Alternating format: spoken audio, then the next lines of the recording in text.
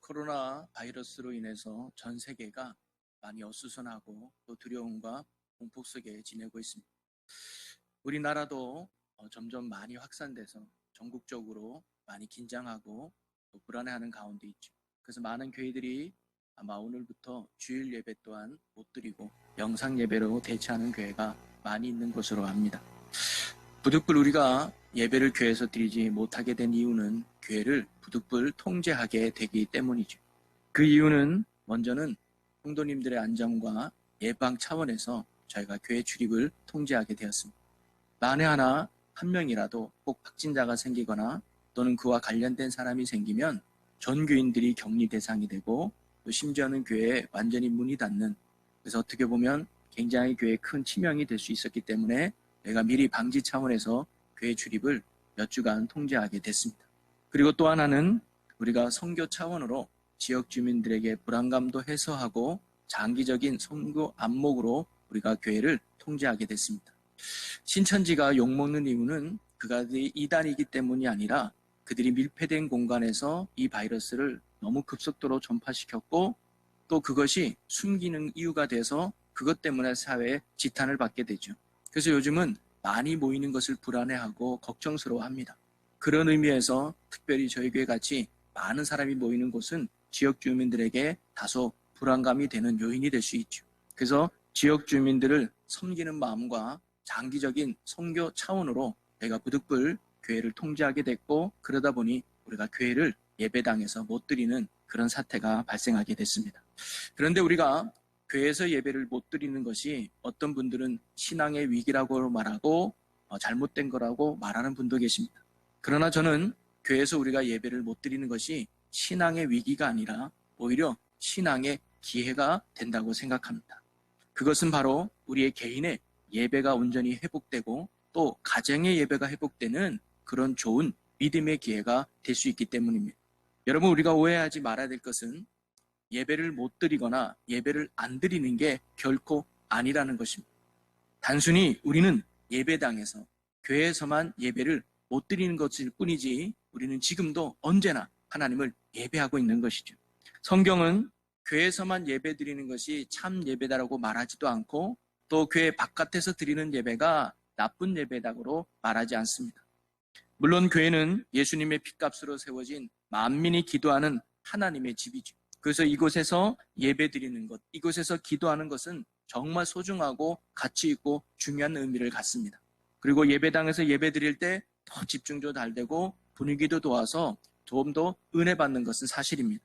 그러나 구약 성경에 보면 아무리 성전에 가서 예배를 드려도 하나님이 너희는 마당만 밟은 뿐이다 라고 말하고 내 앞에 찬송 소리를 그칠지어다 라고 말하며 수많은 양과 소를 잡을지어도 내가 그 제물을 받지 않겠다라고 하시는 말씀들이 많이 나옵니다. 이것을 보면 하나님이 원하는 것은 예배의 장소가 아니라 바로 예배 드리는 자의 중심과 마음이 중요하다는 사실을 하나님께서 우리에게 말씀해주고 있는 것이죠. 저는 이번 계기를 통해서 정말 모든 성도들이 하나님이 원하시는 참된 예배자로, 중심이 바로 선 예배자로 세워지는 그런 은혜의 기회가 되었으면 좋겠습니다. 교회 안에서 예배를 드리는 예배만이 예배가 아니라 교회에서 비록 드리지 못한다 할지라도 가정에서 그리고 나의 삶의 자리에서 어느 곳에 있든지 하나님을 찬양하고 하나님께 감사하고 하나님을 경배하는 예배자로 세워지는 그 믿음의 성숙함이 이번 기회를 통해서 우리 성도들에게 있기를 주님의 이름으로 간절히 소망해 봅니다. 물론 교회에서 예배 드릴 수 있을 때는 교회에 나와야 되죠. 그래서 교회에 나와서 하나님을 찬양하고 예배하는 것이 맞습니다. 교회에서 예배를 드릴 수 있음에도 불구하고 자신의 편리 때문에 가정에서 드리거나 인터넷으로 예배 드리는 것은 옳지 않습니다. 그러나 부득이하게 교회에서 예배를 드릴 수 없을 때, 오늘과 같이 이런 상황이 발생했을 때 우리는 어떤 자리에 있든 또는 어떤 환경에 놓여 있든지 하나님을 찬양하고 그분을 경배하며 높여드리는 온전한 예배자가 돼야 되는 줄로 믿습니다. 그것이 바로 건강하고 성숙한 성도의 모습인 것이죠. 그리고 이번 기회를 통해서 여러분의 가정이 예배의 가정이 되기를 소망해 봅니다. 저희가 어른 예배, 아동부 예배 따로따로 예배를 드렸는데 오늘만큼은 어떻게 보면 여러분 가족들이 다 모여가지고 어린 자녀, 아버지 또는 할아버지까지 한 자리에 모여가지고 함께 예배를 드릴 수 있다는 것. 이것이 어떻게 보면 참 의미 있고 소중하고 가치 있는 일이 아닐까 생각합니다. 이번 기회를 통해서 여러분의 가정이 정말 믿음으로 예배 가운데 굳게 세워지는 은혜의 기회가 될 수 있기를 주님의 이름으로 간절히 축원합니다. 그래서 지금 우리는 또한 인터넷이라는 문명의 도움을 받아서 그래도 저와 여러분이 함께 말씀을 공유할 수 있다고 또 그렇게 예배를 드릴 수 있다는 것이 얼마나 큰 고마움이고 감사한 일인지 모르겠습니다. 가정에서 예배를 드리든 또는 적은 숫자지만 본당에 교회 와서 예배를 드리든 지금 이 시간은 우리가 하나님을 존귀하게 예배하는 시간임을 꼭 기억하시고 바른 자세와 바른 마음으로 함께 예배를 드리는 귀한 시간이 되었으면 좋겠습니다.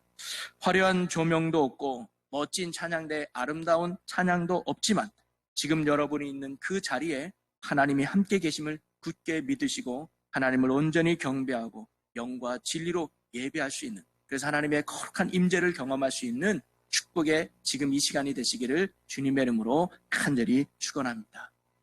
제가 오늘 말씀을 나누기 전에 저희가 따로 주보를 찍지는 않았지만 여러분에게 임시 주보를 문자나 카톡으로 남겨드렸습니다.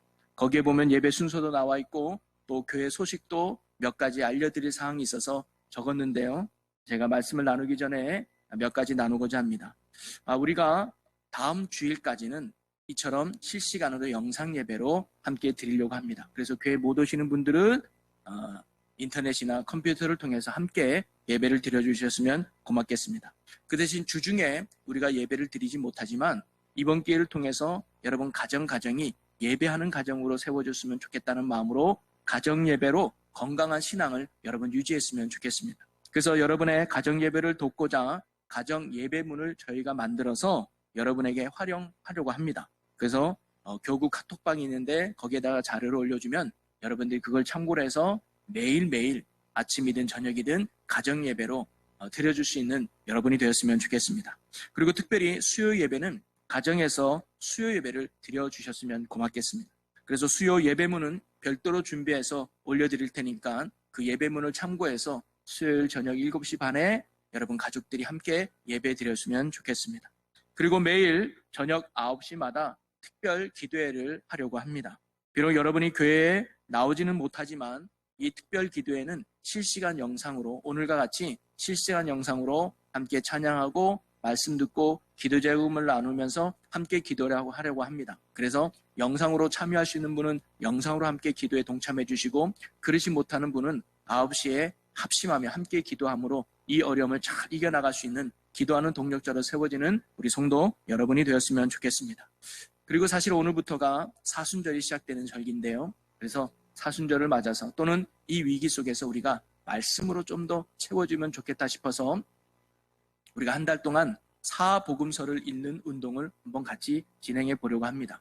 그래서 마태, 마가, 누가, 요한 이 사복음서를 우리 부활주일 전까지 한번 우리가 통독하는 시간을 가져보려고 하니까 여러분 개인별로 성경표가 있으니까 통독표가 있으니까 그거를 참고하셔서 매일매일 말씀으로 채워지는 그런 복된 성도 여러분들이 되었으면 좋겠습니다. 그리고 추후 예배 안내는 3월 12일 목요일 날 여러분에게 따로 공지해 드리겠습니다.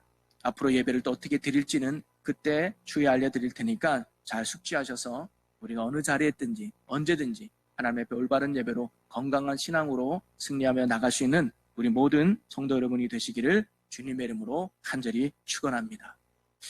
우리 이 시간 옆에 있는 가족들 여러분을 한번 쳐다보면서 우리 예배 전에 말씀을 듣기 전에 서로 인사 한번 나눴으면 좋겠어요. 함께 예배 드리게 돼서 너무 기쁩니다. 이렇게 인사 한번 나누면 좋겠어요. 네, 함께 예배 드리게 돼서 너무 기쁩니다. 네, 기쁘시죠? 네. 비록 많은 성도가 교회 와서 예배 드리진 않지만 지금 이 시간 저를 보고 또 함께 예배 드리고 있다는 생각에 제 마음이 많이 흥분되고 제 마음이 많이 들뜹니다. 숫자가 중요한 게 아니라 같이 마음을 합하여 예배 드리고 있다는 사실이 저에게 큰 감동으로 다가오는데요. 저는 원래 3월부터 마가복음을 함께 나누려고 했습니다. 그런데 마가복음을 공부하면서 정말 이 시대에 우리가 붙들어야 되고 우리가 마음에 새겨야 될 귀한 말씀이 아닐까 생각이 들었어요. 그래서 오늘부터 주시는 이 마가복음의 말씀을 통해서 우리가 하나님의 은혜의 말씀을 붙들고 이 어려운 시기를 믿음으로 잘 극복하여 영적 승리를 가져오는 우리 충주제일교회 모든 성도 여러분이 되시기를 주님의 이름으로 간절히 축원합니다. 이 마가복음은요, 어떤 책이냐면 우리는 사복음서가 있죠. 마태, 마가, 누가, 요한복음이라고는 사복음서가 있습니다. 특별히 마태, 마가, 누가를 본관복음이라고 말하죠. 공적인 이야기, 거의 비슷한 말씀이 기록되어 있어서 본관복음이라고 말합니다. 그런데 이 사복음서 중에 가장 먼저 기록된 말씀이 바로 마가복음이죠. 그래서 최초의 복음서가 마가복음입니다. 이 마가복음의 원래 의미의 제목은 마가의 복음이 아니라 마가에 의한 복음입니다. 즉 마가가 경험하고 마가가 붙들고 마가가 확실한 복음에 대해서 증거하는 것이 마가복음이죠. 그래서 이 마가복음을 보면 간략한 내용으로 기록되어 있어요. 그러니까 사복음 중에 가장 짧은 책이 마가복음입니다. 여러분 마가복음이 모두 몇 장으로 기록된지 아십니까? 감사합니다. 16장밖에 되지 않아요. 마태복음이 28장인데 마가복음은 그거에 비해서 16장밖에 되지 않아요. 간략하게 기록되어 있죠. 그리고 또 특징이 뭐냐면 그 많은 사건과 이야기 중에 고난받으시는 예수님의 이야기가 무려 3분의 1이나 차지해요. 약 40%가 고난당하는 예수님에 대한 이야기죠. 이걸 보면 마가는 고난당하는 예수님을 참으로 강조하고 싶었던 것 같아요. 그것을 드러내고 싶었던 것 같아요. 왜냐하면 마가복음의 핵심은 종으로 오신 예수님, 섬기러 오신 예수님을 강조하고 드러내고 싶었던 것이죠. 그래서 마가복음의 핵심 구절은 뭐냐면 마가복음 10장 45절입니다. 인자가 온 것은 섬김을 받으려 함이 아니라 도리어 섬기려 하고 자기 목숨을 많은 사람의 대속물로 주려 함이니라. 바로 이 말씀이 마가복음의 핵심 구절입니다. 예수님이 오신 이유가 뭐냐? 섬기러 오셨다는 거예요. 고난당하며 목숨까지 내어주면서 죽기까지 섬기러 오신 예수님, 그분이 바로 그리스도 예수라는 사실을 마가는 전하고 싶었던 것이죠. 사실 복음서마다는 각각 예수님에 대한 특징과 강조하는 점이 다릅니다. 우리가 흔히 마태복음이라 말할 때 이 마태는 왕으로 오신 예수님을 증거했어요. 그리고 누가복음은 인자, 사람으로 오신 예수님을 강조했습니다. 그리고 마가는 바로 종으로 오신 예수님을 강조하고 증거했던 것이죠. 각자 서로가 예수님에 대한 색깔은 다르지만 하나의 주제로 종결되는데 그게 뭐냐? 그러므로 그분이 그리스도다. 그러므로 그분이 메시아라는 사실을 증거하는 것이 복음서의 핵심이죠. 자, 그런데 이렇게 복음서마다 서로 강조하는 예수님이 다른 이유는 뭐냐면 이 복음서를 기록한 대상이 다르기 때문입니다. 어떤 사람에게 이 복음서를 읽히느냐의 대상에 따라서 말하려고 했던 강조점이 달라졌다는 것이죠. 자, 마태는 누구를 대상으로 복음서를 기록했느냐? 유대인을 대상으로 복음서를 기록합니다. 유대인은 어떤 사람이에요? 왕으로 오시는 메시아를 기대하는 사람이에요. 다윗처럼 왕으로 오신 메시아를 기대하는 사람이에요. 이들에게는 왕으로 오시는 예수님을 선포하고 증거하는 게 필요했습니다. 그래서 우리가 알고 있다시피 마태복음 1장에 족보가 나오잖아요. 예수님은 뼈대 있는 족보, 왕의 족보로 탄생한 왕으로 오신 예수님이다라고 선포하고 증거했던 것이죠. 자, 누가복음은 누구를 대상으로 기록했느냐? 이방인들을 대상으로 기록했습니다. 당시 이방인들은 죄인 취급받고 멸시당하고 무시받는 족속들 아닙니까? 그들에게는 누가가 바로 인자, 낮고 천한 사람의 몸으로 오신 예수님을 강조했던 거예요. 그리고 여러분들과 동일하게 연약한 모습으로 오신 분이 바로 예수님이라고 증거하면서 그들로 말미암아 예수님을 믿게 하려고 했던 복음서가 누가복음입니다. 자, 그러면 마가는 누구를 대상으로 기록했느냐? 바로 로마에 있는 기독교인들에게 보내는 말씀이 바로 마가복음이었습니다. 그래서 보면 마태와 누가는 예수님을 알지 못하는 사람들, 예수님을 믿지 않는 사람들에게 예수님이 누군지를 가르치고 그분을 믿게 하려는 의도로 마태복음과 누가복음이 기록됐다면 마가복음은 조금 달라요. 왜냐하면 마가복음은 이미 예수님을 믿고 있는 로마의 기독교인들에게 보내는 말씀이 마가복음이었거든요. 그래서 그 내용의 좀 특징이 뭐냐면 마태와 누가는 예수님에 대해서 세밀하게 기록합니다. 그가 어떻게 잉태되었고 그가 어떻게 태어났고 태어난 후에 그가 어떻게 지냈는지를 잘 설명을 해줘요. 서론부터 들어간다는 거죠. 근데 마가복음은 거두절미하고 서론이 아무것도 없어요. 바로 그냥 예수님이 세례받는 장면부터 시작되는 게 바로 마가복음입니다. 간결하면서도 강한 어조로 기록한 말씀이 바로 마가복음이죠. 자, 그렇다면 이 마가가 로마에 있는 기독교인들에게 복음서를 새로 기록하고 그들에게 전하려고 했던 이유가 무엇인가? 그것이 어떻게 보면 마가가 마가복음을 기록한 목적이기도 하며 이유이기도 합니다. 저는 오늘 우리가 읽은 그 1절 말씀에 바로 이 목적과 의미가 담겨져 있다는 것이죠. 1절에 뭐라고 말합니까? 하나님의 아들 예수 그리스도의 복음의 시작이다. 바로 복음이 시작되었다. 이걸 선포하고 싶은 거예요. 당시 로마 사람들에게는 바로 이 복음이 정말로 필요했기 때문이죠. 자, 그 역사적 배경을 보면 마가복음이 기록된 시기에는 AD 64년경으로 추측하고 있습니다. 이때 로마에 큰 사건이 하나 발생합니다. 뭐냐면 로마에 큰 화재가 일어나요. 그래서 많은 땅이 화재로 인해서 전소되기 시작하죠. 그래서 소문에는 이 로마의 황제인 네로가 자신의 축배를 들기 위해서 불을 저질렀다, 이런 소문이 퍼지는 거예요. 그래서 이 소문을 듣고 있던 네로 황제가 이건 안 되겠다 싶어서 이 화재의 원인을 그 당시 눈의 가시처럼, 즉 나를 주로 인정하지도 않고 예수를 주로 인정하고 있는 기독교인들에게 눈의 가시처럼 여겼던 그들에게 이 화재의 원인을 전가시킵니다. 누명을 씌우는 거예요. 그래서 기독교인들이 이 화재를 일으켰다라고 소문을 퍼뜨리면서 그때부터 로마 기독교인에 대한 극심한 핍박과 박해가 가해지기 시작합니다. 견딜 수 없는 힘듦 때문에 이들은 모일 수가 없어서 뿔뿔이 흩어지면서 몰래 신앙생활을 해야 했습니다. 그래서 그들이 만들어 놓은 지하 무덤이 있었어요. 죽은 자들을 모셔놓는 기독교인들만의 지하 무덤이 있었는데 그 무덤 속에 들어가서 몰래 숨어 지냅니다. 그 무덤이 카타콤이죠. 우리가 잘 알고 있는 카타콤, 지하 교인들. 그래서 들키지 않도록 거기에서 335 모여서 예배하며 본인들의 신앙을 유지했던 거예요. 물론 믿음이 좋은 사람은 잘 견뎠지만 너무 극심한 고통과 아픔 속에서 믿음이 연약한 사람들은 때로는 낙심하기도 하고 절망하는 모습의 이야기들을 바로 이 마가가 듣게 됩니다. 그래서 이런 마가가 핍박과 고난 속에 힘들어하는 로마 기독교인들에게 다시금 마가는 뭐예요? 복음을 담대히 전했던 거예요. 왜일까요?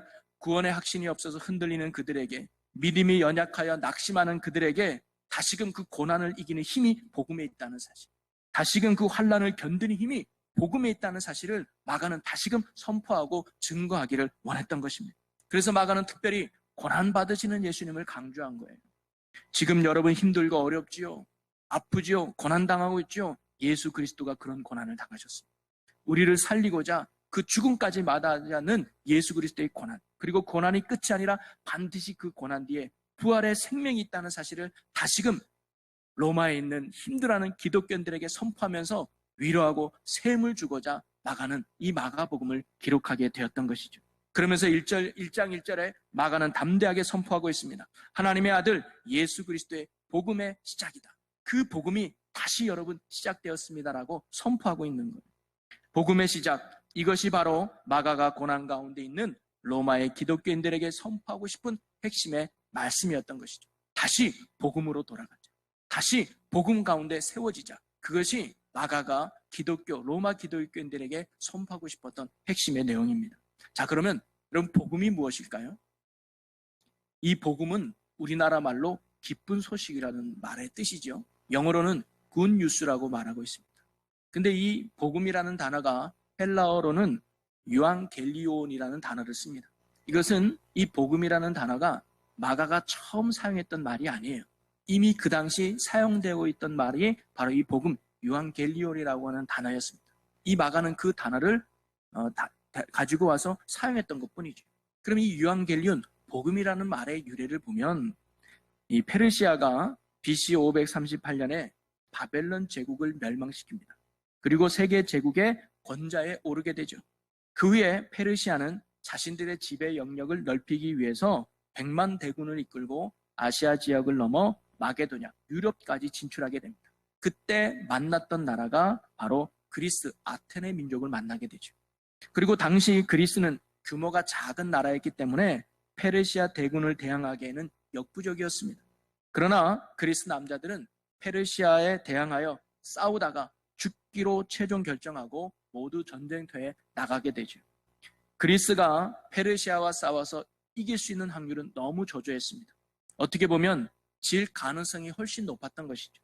이제 페르시아가 의해서 그리스의 종말이 다가오는 것은 어떻게 보면 시간 문제였습니다. 그러니 전쟁에 나간 사람들은 그렇다 치더라도 그 나라에 머물고 있는 자녀들과 아낙네들 또는 노약자들의 마음이 어땠을까요? 항상 매일매일 불안하며 두려움 속에서 하루하루를 마음 졸이며 그들은 살아야 했을 것입니다. 그런데 어느 날 저 전쟁이 있는 그쪽에서 한 군사가 달려오는 거예요. 그리고는 그 군사는 전쟁터에서부터 본인이 이 그리스 땅까지 무려 40km나 넘는 그 거리를 쉬지 않고 달려온 것이죠. 그래서 헉헉거리면서 달려와서 사람들이 모인 곳에 딱 도착해서 쓰러지면서 그가 한마디를 남기고 죽습니다. 그게 뭐냐?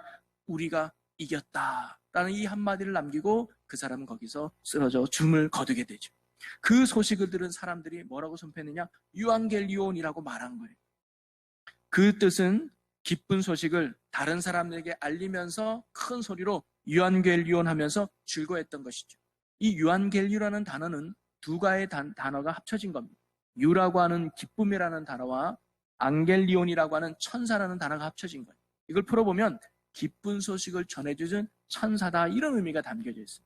바로 이 병사가 우리에게 기쁜 소식을 전해준 천사와 같다는 거예요. 그래서 이 사람의 이 기쁜 소식을 선포하고 싶어서 새로운 단어를 만든 거예요. 그게 유한겔리온이라고 하는 단어였던 것이죠.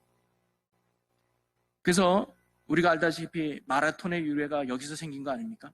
그래서 그리스 아테네 올림픽 할 때 마라톤, 그래서 42.19km, 초기에는 그 키로가 아니었다는 거예요. 그래서 마라톤의 유래가 여기서 생겼어요. 그래서 전 세계적으로 마라톤 경기를 하지 않는 나라가 하나 있어요. 그게 이란입니다. 이란이 과거 페르시아거든요. 자기가 전쟁에서 패해가지고 마라톤 경기가 발생했기 때문에 이란은 마라톤 경기를 하지 않는다 그래요. 그래서 마라톤이 여기서 유래된 걸 알 수가 있죠.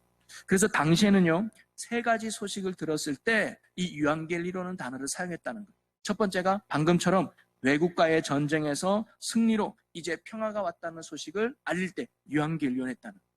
전쟁이 끝나고 평화가 왔으면 얼마나 기쁜 소식이었어요. 유앙겔리온 한 거예요. 또 하나는 죄인의 사면 및 각종 의무와 채무에 면제받는 소식을 들었어요. 여러분, 내가 갚을 수 없는 채무를 탕감받았을 때 또 얼마나 기쁘겠어요. 그러니까 이 기쁨을 유앙겔리온 한 거예요. 이건 천사가 가져다준 기쁜 소식이다라고 고백했던 것이죠. 그리고 또 세 번째는 마지막, 새로운 왕의 출생과 왕이 즉위 소식을 전했을 때 유앙겔리온 했다는 거예요. 이 또한 그들에게는 엄청난 기쁨의 좋은 소식이었던 것이죠. 이런 세 가지 상황일 때 그들은 유앙겔리온 하면서 천사가 가져다준 기쁜 소식을 많은 사람들에게 선포했다는 것이, 그게 바로 복음이 갖는 만말의 의미였습니다. 바로 마가는 오늘 말씀에서 하나님의 아들이 되시고 예수가 우리의 그리스도가 되시는 것이 너무나 기쁘고 너무나 위대하고 너무나 신비하기 때문에 복음, 즉 유앙겔리온이라는 단어를 도입하면서 그가 선포했던 것이죠. 전쟁이 끝나고 평화가 오는 것 같은 그런 기쁜 소식, 내가 빚졌던 것이 탕감받은 것과 같은 그 기쁜 소식, 그리고 새로운 왕이 도래해서 우리를 다스려 줄 것 같은 그런 기쁜 소식, 그런 의미로 예수가 복음이라고 마가가 선포하고 증거했던 것입니다. 왜 그랬을까요? 왜 예수가 복음이고 예수가 기쁜 소식일까요? 그분이 그리스도가 되기 때문에, 우리를 살리고 우리를 구원할 우리의 왕이 되시기 때문에 바로 그분이 복음이라고 말하고 있는 것이죠. 그리고 저는 또 하나의 단어에 집중하고 싶은데 그게 시작이라고 하는 단어입니다. 이 마가는요, 복음이 시작이다라고 말했잖아요. 이 시작이 갖는 의미가 뭘까? 이 시작이라는 말이 헬라어로 아르케라는 단어를 사용하고 있습니다. 근데 유대인들의 70인 역에 보면 구약을 유대인들이 헬라어로 번역할 때 창세기 1장 1절에 태초라는 단어가 바로 이 아르케라는 단어로 사용하고 있습니다. 한마디로 말하면 태초에 하나님이 천지를 창조하셨느냐, 의미를 바꿔 말하면 하나님이 천지를 창조하기를 시작했다, 이런 말로 바를 수가 있죠. 자, 그런데 우리가 무엇인가를 시작하기 위해서는 시작하기 전에 상태가 있는 거 아니겠습니까? 하나님이 천지를 창조하셨다, 천지를 창조하기 시작했다라고 말할 때는 그러면 천지를 창조하기 전에 상태가 있다는 거 아니겠어요? 그래서 창세기는요, 천지를 창조하기 전의 상태에 대해서 이렇게 말해주고 있어요. 창세기 1장 2절 말씀에 보면 땅이 혼돈하고 공허하며 흑암이 깊음 위에 있고 하나님의 영은 수면 위에 운행하시니라. 즉 하나님이 천지를 창조하기 전에 이 땅은 혼돈하고 공허하며 흑암이 깊은 가운데 있다는 거예요. 쉽게 얘기하면 혼돈이 뭡니까? 어수선한 거예요. 질서가 없는 거예요. 자리를 잡지 못하고 있는 그런 어수선한 상태가 혼돈 아니겠습니까? 공허하다는 건 뭘까요? 뭔가 알맹이가 없어요. 뭔가 비어있는 것 같아요. 그게 공허한 거고, 그 다음에 흑암이 깊다는 건 뭐예요? 어둠이 짙다는 거 아닙니까? 이런 세상을 하나님이 뭐예요? 창조를 통해서 변화시킨 거예요. 새롭게 만들어 가신 것이죠. 그러면서 마가가 말했던 복음의 시작이다 이렇게 말한 것도 동일한 의미 속에서 우리 한번 생각해 봤으면 좋겠습니다. 복음의 시작이다 이 말은 뭐냐면 복음이 시작되기 전에 상황이 있지 않겠어요? 그 상황을 변화시키는 거예요. 그 상황을 다르게 한다는 거예요. 뭐가? 이 복음이 말이죠. 그러면 복음이 시작하기 전에 상태가 무엇인가? 바로 로마 기독교인들이 당하는 어려움의 상태. 로마 기독교인들이 당하는 그런 고통의 상태가 가만히 보니까 창조전의 상태와 너무 비슷하지 않아요? 혼돈합니다. 그들이 뭐예요? 지금 세상이 어수선하고 질서가 없어요. 극심한 혼란 속에서 지내고 있어요. 본인들이 예배당에 있어야 되는데 그 예배당에 있지 못하고 가정에 있어야 되는데 집에도 가지 못하고 카탄코임이라고 하는 지하 동굴 속에 숨어 지내만 하는 그런 상황 속에 지금 혼돈 가운데 있는 게 로마 기독교인들의 모습이었습니다. 그리고 공허한 거예요. 신앙의 허무함이 그들에게 있었습니다. 연약한 성도들은 우리가 그렇게 예수 그리스도를 믿고 우리가 그렇게 예수 그리스도를 의지하며 살았는데 그 결과가 이런 죽음이란 말인가? 그 결과가 이렇게 고통이란 말인가? 그러면서 신앙의 허무함과 그런 어떤 공허함이 연약한 그들에게 있었던 것이죠. 그리고 뭐예요? 흑암이에요. 두려움이 엄습한 거예요. 소망이 없어요. 지하 카타콤에서 무슨 소망이 있어요? 지금이야 전기시설이 잘 돼 있어가지고 지하에도 불이 잘 들어오지만 그때 무슨 그런 게 있었겠습니까? 그냥 어둠짓하면 그곳에서 그냥 하루든 이틀이든 한 달이든 지내야 하는 소망이 없는 두려움의 환경, 그것이 바로 로마 기독교인들의 상황 아니었겠냐 말이죠. 바로 이러한 상황 속에 있는 로마 기독교인들에게 마가가 담대하게 선포하고 있는 것입니다. 복음이 시작되었다. 이 말은 뭐예요? 복음으로 말미암아 변화될 거예요. 복음으로 말미암아 너희들의 상황이 달라질 거야. 복음이 혼돈에서 너희를 벗어나게 할 것이며 그 복음이 공허함을 채워줄 것이며 그 복음이 흑암을 이겨내게 할 거야 라고 담대하게 지금 마가가 선포하고 증거하고 있는 것이죠. 저는 마가복음의 말씀을 준비하면서 묘하게 하나님께서 이 시기에 우리에게 주신 말씀이 아닐까 생각이 들었습니다. 어떻게 보면 오늘 우리가 놓인 상황이 바로 로마 교인들이 갖고 있는 상황과도 너무 비슷한 것 같아요. 혼돈합니다. 세상이 어수선하지요. 갈팡질팡합니다. 질서를 못 잡고 있어요. 작은 바이러스 하나 때문에 전 세계가 벌벌 떨며 갈팡질팡하며 어수선한 가운데 있어요. 우리도 주일날 되면 예배당에 와서 하나님을 찬양하고 마음껏 예배해야 되는데 그러지 못해서 가정에서 외롭게 예배드리는 상황에 놓이게 됐어요. 로마 기독교인들이 다 같이 모여서 예배드리지 못하고 지하 동굴에 숨어서 한두 명씩 예배드렸던 그 상황, 오늘 우리의 이런 혼돈의 상황 아니겠습니까? 그러다 보니까 공허해요. 믿음이 연약한 성도들은 낙심하기도 합니다. 절망에 빠지기도 합니다. 그리고 뭐예요? 흑암 속에 있죠. 작은 바이러스에 두려워 떨고 있는 우리들의 모습, 전염병이 언제 끝날지도 모르는 불안함 속에 우리가 지내고 있는 거 아니겠습니까? 어떻게 보면 짙은 흑암이 우리 앞에 놓여 있는 것 같아요. 어찌 보면 우리가 당시 두려움 속에 살아야만 했던 로마 교인들과 같은 모습이 아닐까. 이럴 때 마가가 선포하고 전하는 이 복음을 우리도 깊게 다시금 들어야 될 줄로 믿습니다. 혼돈 속에서 우리를 건져내고 공허함 속에서 우리를 채워주고 흑암 속에서 우리를 이겨내는 힘이 복음에 있다고 선포하는 마가의 외침 앞에 우리도 귀를 기울여야 한다는 것이죠. 그래서 우리도 다시 복음 앞에 세워지고 다시 복음으로 세워질 때 우리도 이 어려움을 이겨내며 진정한 영적 승리를 맛보는 귀하고 복된 성도들이 될 줄로 믿습니다. 아마 로마에서 고통당하는 기독교인들에게 한 장의 편지가 왔을 거예요. 그건 마가가 기록한 복음서였을 겁니다. 그 복음서의 말씀을 읽으면서 로마 기독교인들이 힘을 내었어요. 그래, 예수님이 이런 분이셨지. 그래, 예수님이 이런 고난 가운데 견디셨지. 그래서 끝내 승리하셨지. 그래, 그분이 우리의 힘이 되어주시고 그분이 지금도 나와 함께 하실 거예요. 우리도 이겨내자 하면서 서로 부둥켜 안으며 기도하면서 그들은 그 어려움을 이겨냈어요. 신기하게도 우리나라에 처음 복음이 들어왔을 때 그 성경이 마가복음부터 들어왔다. 그래서 쪽복음이라고 그러죠. 한 장 한 장 돌려보면서 그때 기록되고 나눴던 말씀이 마가복음이었다는 거예요. 힘들고 어려운 그들에게 예수 그리스도는 말 그대로 복음이 되었던 것이죠. 여러분, 오늘 우리도 힘든 시기를 보내고 있지만 이 시기에 참된 복음이 되시는 예수 그리스도를 붙들고 예수 그리스도로 말미암아 이 어려움을 이겨내고 승리하는 복된 성도 여러분이 되시기를 주님의 이름으로 간절히 축원합니다. 사실 마가가 원래부터 이렇게 복음에 담대하고 원래부터 이렇게 복음에 선포하는 데 힘을 냈던 사람이 아니었어요. 마가는 영적으로 실패를 경험한 연약한 사람이 마가였습니다. 마가가 바울과 함께 1차 전도 여행을 따라다녔을 때 그 선교가 너무 힘들고 어려워서 도중에 포기하는 영적 실패를 경험하게 됩니다. 사도행전 13장 13절에 보면 바울과 및 동행하는 사람들이 바보에서 배 타고 밤빌리아에 있는 버가에 이르니 요한은, 여기서 요한은 마가라 불리는 요한이거든요. 요한은 그들에게서 떠나 예루살렘으로 돌아가고, 성경에는 어떤 이유인지 구체적으로 나오지 않지만 선교를 도중에 포기하고 돌아갔다는 것에 대해서 바울은 크게 실망한 것을 보면 좋지 않은 모습으로 돌아간 것 같아요. 나 이거 못 감당하겠어. 나 너무 힘들어. 나 너무 어려워 하면서 그는 선교를 포기하고 그냥 자기 집으로 돌아갔다는 것이죠. 그래서 2차 전도 여행할 때 바가는 마가를 데리고 가자라고 말하고 바울은 그는 안 된다. 그는 영적으로 연약하고 부족하기 때문에 절대 선교 여행을 같이 데려갈 수 없다라고 하면서 마가를 데려가지 않으려고 해요. 여기서 의견 충돌이 나서 바나바와 바울이 따로 선교를 하게 되는 계기가 되기도 하죠. 바울에게 있어서 마가는 연약하고 부족하고 믿음이 없는 자로 찍혔던 거예요. 자, 그런데 바울이 노년에는 마가에 대해서 극진한 나의 동력자라고 칭찬하는 걸 볼 수 있어요. 골로새서 4장 10절에 보면 나와 함께 갇힌 아리스다고와 바나바의 생질 마가에 대하여 너희가 명을 받았음에 그가 이르거든 영접하라.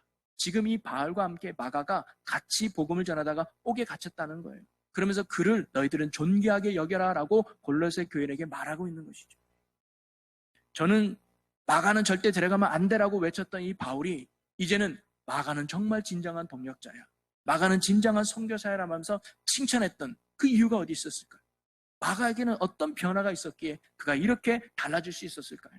저는 그 이유가 바로 마가 자신이 살아있는 복음을 진짜 경험했기 때문, 다시 복음으로 굳게 세워졌기 때문이죠. 그래서 그는 로마 기독교인들에게 다시 복음으로 세워지기를 선포하고 증거하고 있는 것입니다. 여러분, 마가도 예수에 대해서 잘 알고 있었습니다. 마가도 예수님에 대해서 잘 듣고 있었습니다. 그래서 나름 제법 신앙생활 잘하고 있는 사람이 마가였어요. 여러분, 우리가 성령, 이게 마가의 다락방, 120명 성도들이 간절히 기도해서 성령 받는 그런 대목 알잖아요. 그 마가의 다락방 할 때 그 마가가 바로 이 마가입니다. 자기의 집을 빌려줄 정도로 헌신적인 사람이 마가였고요. 또 바울을 따라서 선교여행까지 갈 정도로 열정이 있었던 것이 바로 이 마가이기도 했습니다. 그러나 마가의 복음은 머리로만 아는 복음이었고 귀로만 들었던 복음이었습니다. 여기서 끝나는 복음은 고난이 오고 위기가 오고 역경이 오면 무너진다는, 그래서 그는 선교의 힘듦을 견디지 못하고 포기하고 돌아왔던 것이죠. 마가는 이런 영적 실패 후에 다시 그는 복음으로 새롭게 되는 경험을 하게 됩니다. 그 복음은 머리로만 아는 복음이 아니고 귀로만 아는 복음이 아니라 가슴으로, 마음으로, 중심으로 깊이 만나는 살아있는 복음을 바로 이 마가가 경험하게 되는 것이죠. 다시 복음으로 새로워짐을 그는 경험하게 됩니다. 그래서 이제는 예수님의 이야기가 과거의 이야기가 아니라 현재 나의 이야기로 다가온 거예요. 그래서 마가복음에 보면 모든 사건의 시제가 과거 시제가 아니라 현재 시로 기록합니다. 그 사건은 과거의 사건, 다른 사람의 사건이 아니라 지금 나의 사건. 그 기적은 지금 나에게 일어나고 있다. 그 역사는 지금 나에게 일어나고 있다. 나의 사건으로 바로 이 마가가 고백하고 있는 것이죠. 이처럼 다시 복음으로 새로워진 마가는 자신의 이 경험을 삼아서 고통 속에 있는 로마 교인들, 그래서 신앙에 낙심을 하고 좌절 가운데 빠지며 불안해 있는 그 기독교인들에게 다시 복음으로 세워질 것을 권면하고 당당하게 선포하고 있는 것입니다. 왜? 내가 그랬어요. 나도 전에는 예수 잘 믿는 줄 알았어요. 그런데 고난 오니까 무너지는 나의 모습을 보고 진짜 복음 앞에 내가 세워지니까 다시금 내가 그 복음으로 승리하는 삶을 살게 되더네요. 여러분, 이겨내십시오. 그 복음이 여러분의 능력이 되고 그 복음이 여러분의 힘이 될 것입니다. 이때가 다시 복음으로 세워질 은혜의 기회입니다라고 선포하고 증거하고 있는 것이죠. 어떻게 보면 마가에게 있어서 그 영적인 실패가 다시 복음으로 세워지는 은혜의 기회가 됐던 것이죠. 저는 이런 신앙의 위기가 우리가 다시 복음으로 세워줄 수 있는 축복과 은혜의 기회가 되었으면 좋겠습니다. 그래서 마가가 오늘 선포하듯이 하나님의 아들 예수 그리스도의 복음의 시작이다라고 그들에게 선포했던 것처럼 복음 되시는 예수님께서 여러분을 혼돈 가운데 붙잡아 주실 것입니다. 공허한 여러분을 채워주실 것입니다. 흑암 속에서 두려워하는 여러분을 평강으로 이끌어 주실 것입니다. 그러니 우리는 다시 복음으로 돌아가야 합니다. 생명이 되시고 우리를 위해 진정한 섬김을 보여주셨던, 우리를 위해 기꺼이 고난의 자리로 가셨던 참된 복음이 되시는 예수 그리스도께로 우리는 나아가야 합니다 라고 마가가 지금 외치고 있는 것이죠. 저는 오늘 이 마가의 외침이 저와 여러분에게 외치는 말씀이라고 믿습니다. 세상이 어수선하고 불안하고 그리고 교회에서 예배 드릴 수 없는 영적으로 혼돈하고 공허하며 흑암 속에 있는 이때에 마가는 우리에게 담대하게 선포해주고 있는 것입니다. 하나님의 아들 예수 그리스도의 복음이 시작되었습니다. 이 복음이 여러분을 이기게 하고 승리케 하실 것입니다. 그러면서 우리에게 말합니다. 다시 복음으로 돌아가야 합니다. 다시 복음으로 세워져야 합니다. 복음 되시는 예수 그리스도를 우리가 만나고 붙들어야 합니다라고 마가가 선포하고 있는 것이죠. 여러분, 우리도 이 기회를 통해서 내가 알고 내가 믿었던 예수님을 다시금 붙드는 은혜 시간이 돼야 될 줄로 믿습니다. 다시 복음으로 돌아가야 합니다. 아니, 다시 복음을 우리가 깊게 붙들어야 합니다. 그 복음 되시는 예수 그리스도께서 우리를 승리케 하실 것이고 이기게 하실 것이고 감당케 하실 것입니다. 그래서 우리의 진정한 기쁜 소식, 복음이 되어 주실 것입니다. 사랑하는 성도 여러분, 저는 마가복음을 통해서 마가가 경험한 진짜 예수 그리스도의 복음을 우리도 경험하고 복음 위에 굳게 세워지는 귀한 성도 여러분이 되시기를 주님의 이름으로 간절히 소망합니다. 마가가 자신의 영적 변화를 일으켰던 진정한 참된 복음 되시는 예수 그리스도를 우리도 머리가 아닌 가슴, 귀가 아닌 중심으로 다시 만나고 복음 위에 굳게 세워지는 놀라운 은혜가 이번 기회에 우리 모두에게 있기를 주님의 이름으로 간절히 축원합니다. 마가의 경험이 우리의 경험이 되고 마가의 확신이 우리의 확신이 되고 또 마가의 신앙이 우리의 신앙이 되고 마가의 승리가 우리의 신앙이 되기를 바랍니다.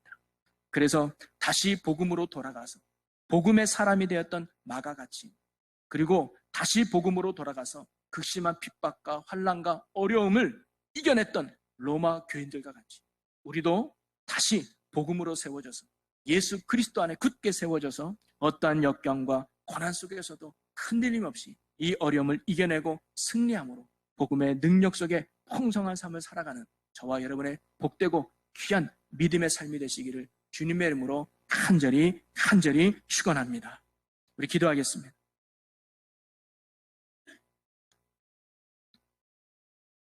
사랑과 은혜의 아버지 하나님, 우리도 지금 로마의 기독교인들처럼 어려운 환경 가운데 놓여 있는 것 같습니다. 혼돈과 공허, 흑암 속에 놓여 있습니다. 그러나 이 모든 것을 능히 이기게 하시고 감당케 하시는 복음 되시는 예수 그리스도를 온전히 붙들 수 있도록 믿음으로 인도하여 주시옵소서.